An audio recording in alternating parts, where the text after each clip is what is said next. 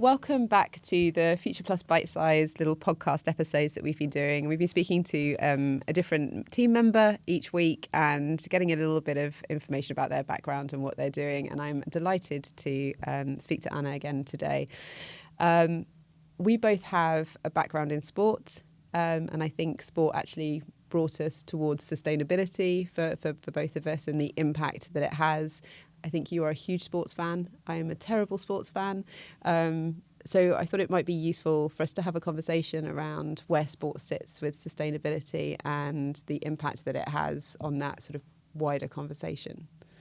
Yeah, of course. I think that sometimes it's tricky to see sports and sustainability because you see sporting events and stuff more related to like entertainment purposes, but it also has such an influence in everything that we do. And even though you may or not be sports fan, you know that it's happening. So that is like a massive reach, and sports has the power to harness basically and influence in a positive or in a negative way. Sorry about that.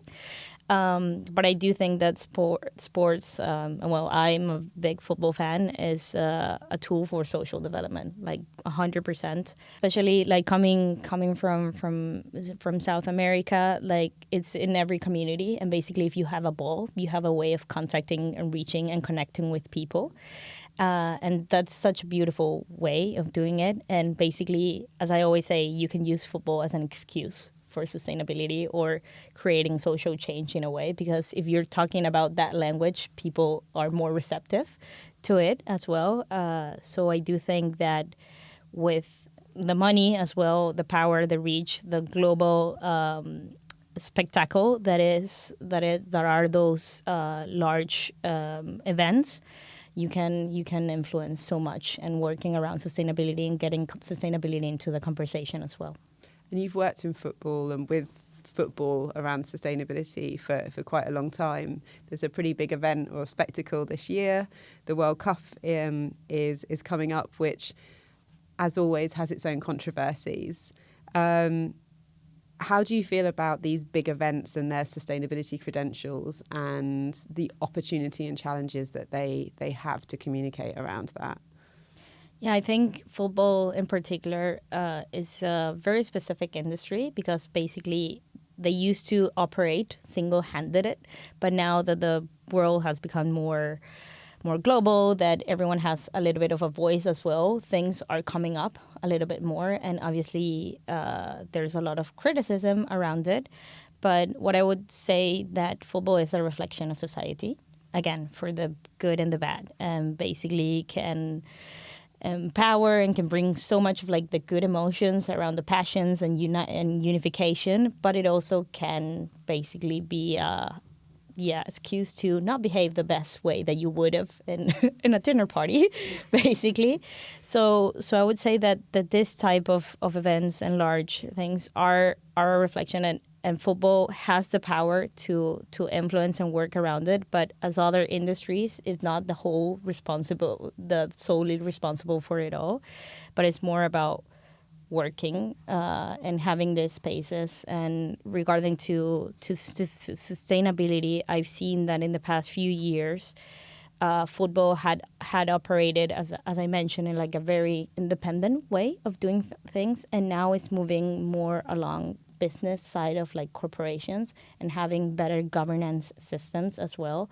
These were conversations that, I don't know, 10, 15 years ago weren't that much part. But they are now having to be more accountable. If they're doing it or not, it's a little bit of a tricky question. But there are some very good examples, and there are some not so good examples. Back to your point that there are both sides of the coin are happening. Exactly. But I think that this events and the football industry is moving towards having more professionalization of these services as well, that I think is a positive thing in the sense of basically having this massive organization that knows that they have to have rules to operate in within the context that they do, because they're a global organization, but they know that they have to be accountable. They just don't have to operate independently anymore. We did a report like a few years ago now. So the data is out of date in the speed that we move. But I think probably I would imagine that we would probably get the same results now. And it essentially looked at sporting events and how people spoke about it. Fans spoke about sustainability. And I think what we sort of gained from it is that it really peaks. The conversation around social and environmental sustainability really peaks around these big global spectacles, around the F1, around the World Cup, around tennis. People become very opinionated as those spectacles are happening. And so it's really important, essentially, for clubs, for organisation bodies, to really understand what sustainability means to them all of the time so that they don't have these massive peaks of unexpected people going, well, why is your supply chain like that? Why are your ethics there? What are you doing? Because that was the conversations that we were really seeing coming up. And it's a very natural touch point for people that may not think about sustainability, especially fans, as part of their day-to-day life. But when they see it affecting something that they care so passionately about, it suddenly becomes a much bigger conversation.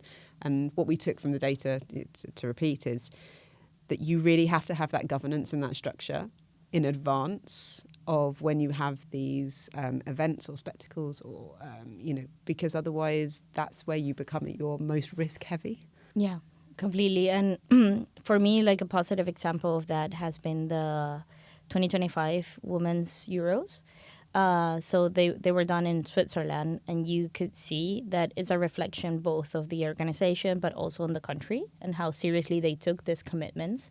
So basically, because obviously looking at sustainability in this huge sports event that attracts so many people from all around the world, you have a lot of impact that you can do. But for example, having smart mobility look into every stadium that it went, promoting the use of public transportation. And I went there, and you can see that. And you can see how sustainability was embedded in the fan zones. You can see it in the stadium. You can see it.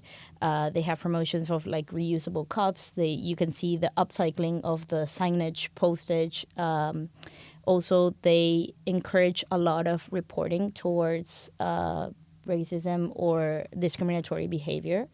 That is something really new, because obviously before it was like, okay, we push it down the rug, but now it's like, no, please say it. And they had reporting mechanisms that would help you throughout the process. And that's very important, because you can do afterwards something about it. Online abuse is something that is huge in football, especially because basically football players are public figures. And women specifically having that layer of gender also in online abuse. So working in mechanisms to hold people accountable for that type of situations is also very much important. And I think that I would remark the Euros 2025 as a good example how they were working towards those governance structures and working around different points that you had to see basically all around these spectacles, and having it celebrated more like a party and like a celebration of diversity, of inclusion and entertainment. And obviously I'm a huge women's football fan as well. So celebrating as it is. There's always room for improvement, of course, but I do think there are good examples that we can take away from and work towards, and what worked, what didn't, and build upon that. Yeah, I think we're really lucky to work with some organisations across the sports world. So the ECB, Majesticks Golf Club, we work with the Clipper Around the World Yacht Race. But we also work with businesses that are in the sports industry and supporting it, like Arena Group, who do temporary event infrastructure involved in the Olympics, and in Toronto for the FIFA World Cup. But also, loads of other companies that help with the marketing or the technical side, or, the sports equipment. We work with Castor, for example. And we see such good pieces of work across the board that, in the most sustainable way possible, that recycling that and putting that best practice out into the world seems to be something really obvious. There's something particular about the sports world that has a real experiential nature that I think the corporate world could probably learn a lot from, that allows that messaging and that story around sustainability to be better heard.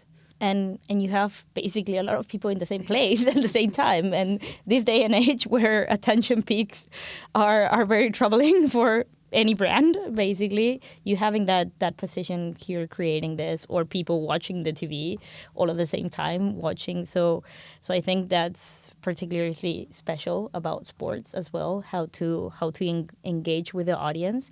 And I would say though that a lot of these sporting events and stuff are working very hand in hand, like brands and sponsorships with organizations, with the whole cities as well. And sometimes the commitment, the higher level commitment comes from the brand. Sometimes it comes from the organization. But it's about working those together and using basically all of the genius people around, like the marketing and stuff like that, working towards sustainability as well. Yeah, that brings it back to the conversation we were having previously around sustainability and commerciality and where that intersects. And if you've got a sporting event which is really trying to understand and improve its sustainability, and you've got a corporate brand that is looking to communicate what it is doing, sport is a really good vessel for that, and that relationship can be really positive for both sides in order to take it from the sort of the corporate data, sort of slightly, how can I put it, more professionalised maybe way of explaining what they're doing and actually bringing it to life through sports and being able to storytell through it. Storytell and again, I'll maybe sound repetitive, but using as a good influence. So, for example, I have a local example from back home, but for me it was it was actually the first time that I saw the power of like basically the storytelling or using it football.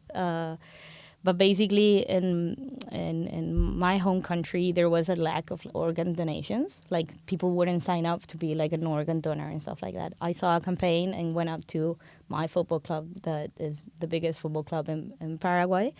And basically it's like, what can we do about it? And it was like, basically, if the campaign was all around, like, if you're not here, that your heart will still be beating for Cerro Porteño is the name of that, and we had people in every one of the matches, like, signing up people to be organ donator, and organ donors, and basically that rise up the organ donation, the national system, by 25% or something like that. And it was just by saying, hey, like, using the power of, like, the fan and the passionate, and it's like, you can spike, and people weren't talking about that. And maybe they care or they didn't care, but it was, like, about, like, using the colors and making the connection points to make sure that will create a legacy, basically. I think there's so many good examples of that. There's quite a classic example of an Indian cricket team looking at speaking about feminine hygiene, and it massively changed the conversation around.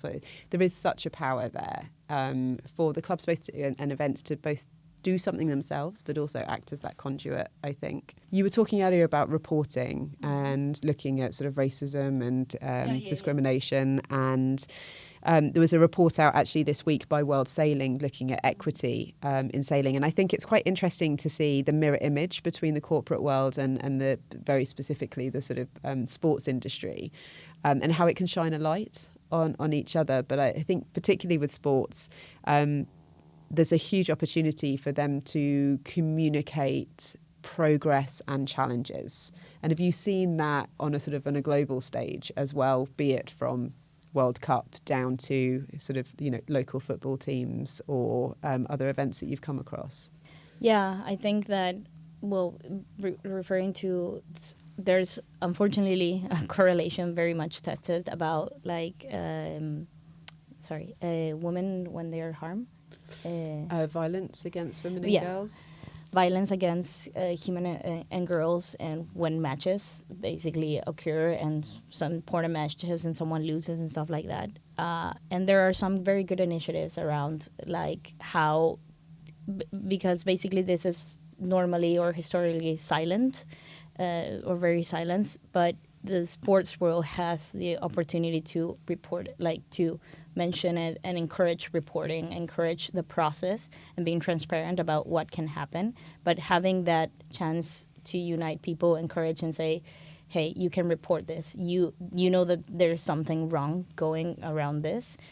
I do think that having this massive stages and talking and having these conversations around it, and it goes across to every sport, and saying these are things that are happening, unfortunately, like in society, as mentioned before, like a reflection of being as society problems, but encourage people to report it, encourage people to having these numbers and seeing what is actually happening, and using basically the sports world, the events world as a tool for measuring this as well, to see what we can do afterwards. Yeah, I think that's a really good point. And I think there's a huge responsibility, but also a huge opportunity for sports when talking about that. I'm sure we could probably happily keep talking about this forever, but if you would like to find out more or even see our report from a few years ago, you can find it at www.future-plus.co.uk. Thank you.